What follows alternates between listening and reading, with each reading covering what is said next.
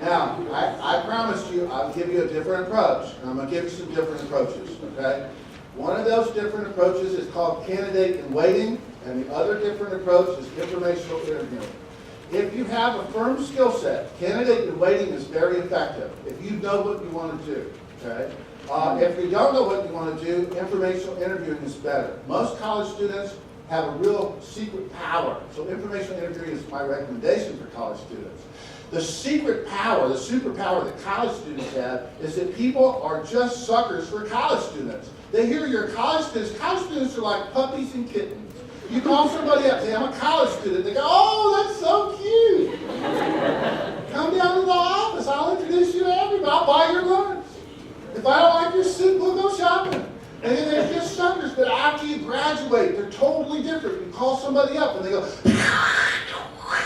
bad connection. Call back in a couple of months. And you're like, Dad, it's a landline. Cut it out. I know you can hear me. Then you're like a straight on. Okay, so you want to do this while you're still a student. I want to caution you about this. I know a lot of you are seniors and you're super busy.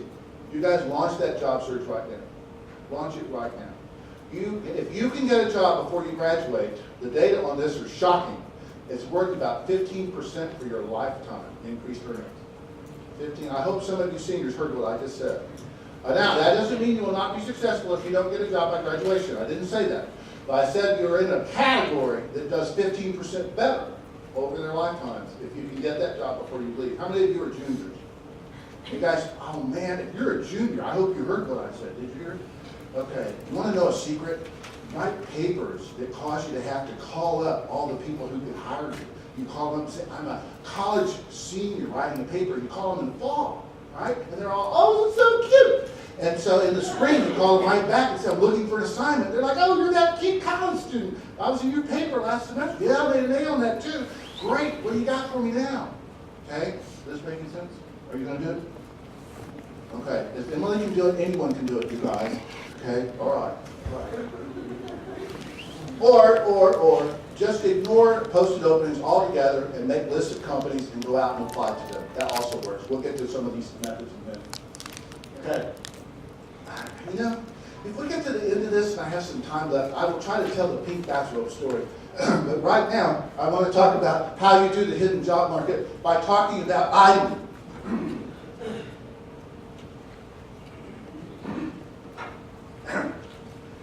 Ask me how Aiden got his job.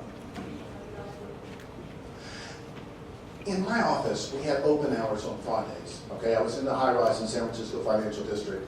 And on Fridays, we had open hours because I discovered really cool people would not make appointments, but they would come on Fridays. So we set it up that you could just walk in.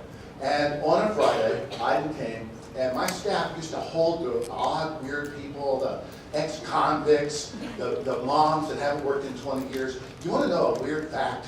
Ex-convicts have the exact same career problem as moms who have not worked in 12 years. It's like they all put 12 years in some kind of prison, and their skills are all defunct for the same reason, and their solution is the same too, but that's all on the side.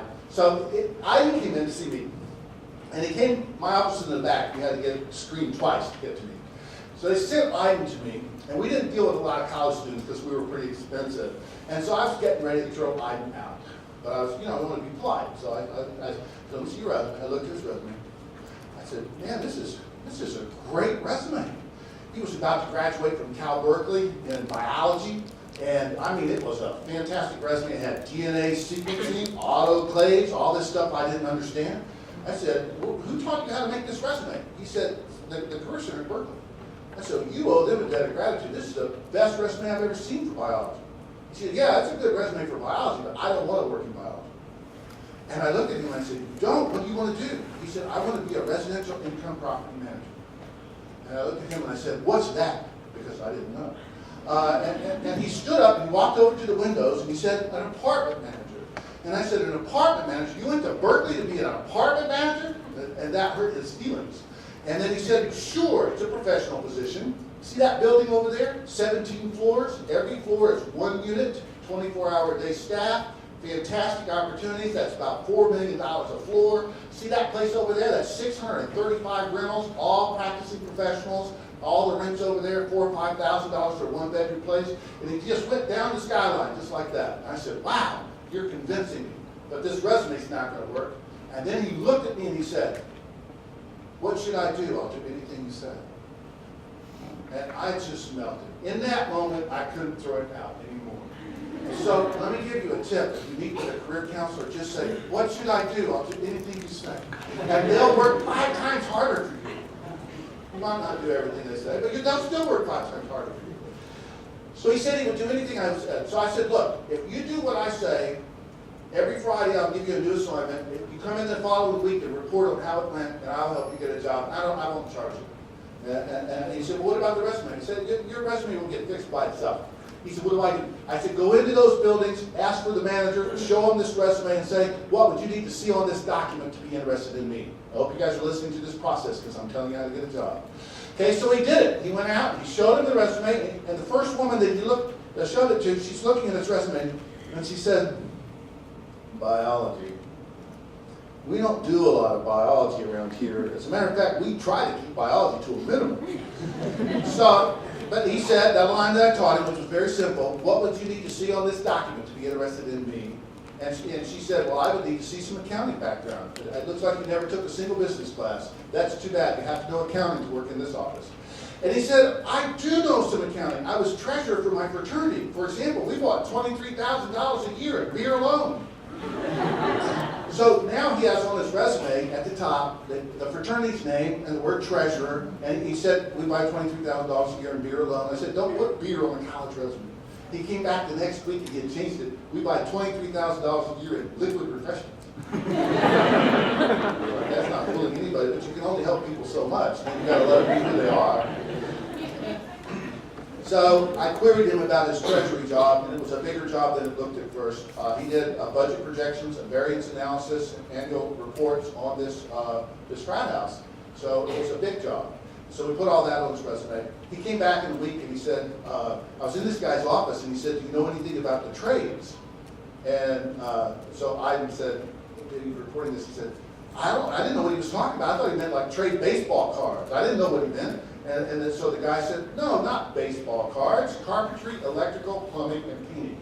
And so I said, I do know a little bit about carpentry, electrical, plumbing, and painting. We tore the house up every weekend. We had to fix it ourselves. I could even do half of that. So now it said knowledge of the trade, carpentry, electrical, plumbing, and painting, including putting stuff out to bids, vetting contractors, and supervising site personnel. Then the next week he came in and he said, I had a major breakthrough this week. I said, I mean what? I started getting excited for Fridays because of this guy. He said, I was in this woman's office and she said, I'd like to hire you because I went to Berkeley too, but I can't hire you. And he was like, why? Why can't you hire me? And she said, because you don't speak Spanish. The whole crew speaks Spanish. If you don't speak Spanish, you can't work here. And he said, yo hablo un poquito español. She said, where did you learn Spanish? He said, spring break.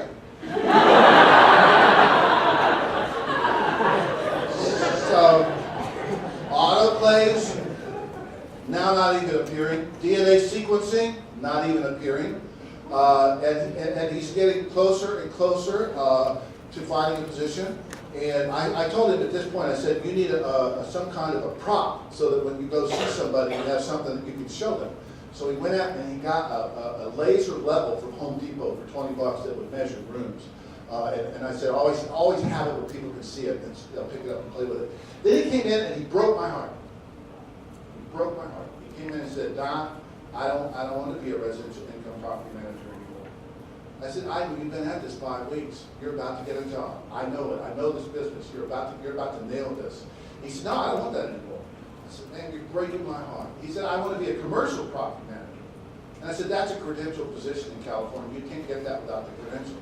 And he said, no, it's not. It's the senior person on property that usually has the credential. It's not a legal requirement. It's just a general practice. Anyone working under that person can use their credential. You should get out more.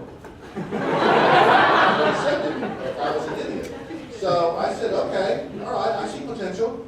It took him 2 or 3 more weeks. I don't remember exactly. And he came in, and my office was downtown. He was looking downtown now. He was in the high rises, walking distance from my place. He came in and said, I just got a job. I said, great. He said, I had the information that I used to get this job for 15 minutes. 15 minutes is how long he had that information. He looked at this building, and they had a little sign that said leasing agent wanted, office 27th floor. So that's all it said, just out on the sidewalk. So he goes up to the 27th floor and says, I want to be a leasing agent. And the guy said, have you ever been a leasing agent? He said, no. The guy said, you can't be a leasing agent. How old are you anyway, like 19? He said, no, I'm 22. Well, you can't be a leasing agent. We deal with professional people here, not people like you. So you don't even know what a triple net lease is. And so I said, well, what's a triple net lease?